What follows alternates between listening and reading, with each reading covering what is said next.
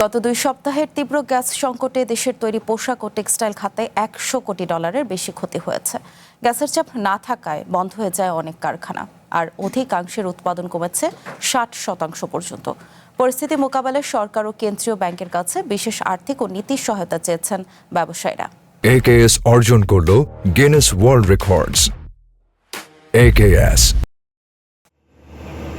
নেই গ্যাসের চাপ, জ্বলছে না বয়লার, চাকা ঘুরছে না কারখানার চেইন প্রোডাকশনেরও। বিগত 2 সপ্তাহ ধরে তীব্র গ্যাস সংকটে তৈরি পোশাক ও টেক্সটাইল খাতে দেখা দিয়েছে চরম স্থবিরতা। আমার ইনপুটে 2-3 সর্বোচ্চ গ্যাসের প্রেশার দেখালো, সেটা আউটপুটে যায় আমি গ্যাসের প্রেশার পাই না। ব্যবসায়ীরা বলছেন, চাহিদার তুলনায় গ্যাসের চাপ না থাকায় ঢাকা, গাজীপুর, নারায়ণগঞ্জ ও সাভারের অনেক কারখানা বন্ধ রেখে কর্মচারীদের ছুটি দেয়া হয়েছে। চলমান এই অচল অবস্থায় অধিকাংশের উৎপাদন কমেছে 40 থেকে 60% পর্যন্ত।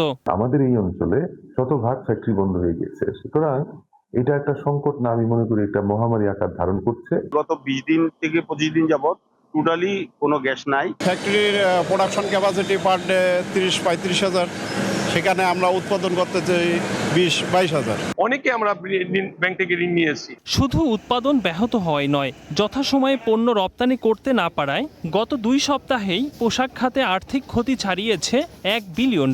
এতে বড় অঙ্কের লোকসান আর বায়ের হারানোর ঝুঁকিতে উদ্যোক্তারা। সংকট উত্তরণে গ্যাস সরবরাহ স্বাভাবিক করার পাশাপাশি জরুরি নীতিগত ও আর্থিক প্রণোদনার দাবি ব্যবসায়ীদের। $1 বিলিয়নের মতো আমরা ক্ষতিগ্রস্ত হয়েছি উৎপাদন।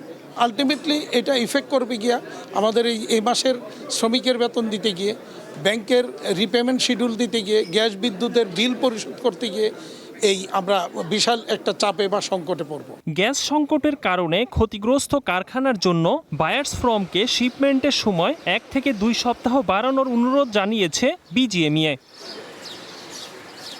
Ekramul Islam Khan, one news, Dhaka.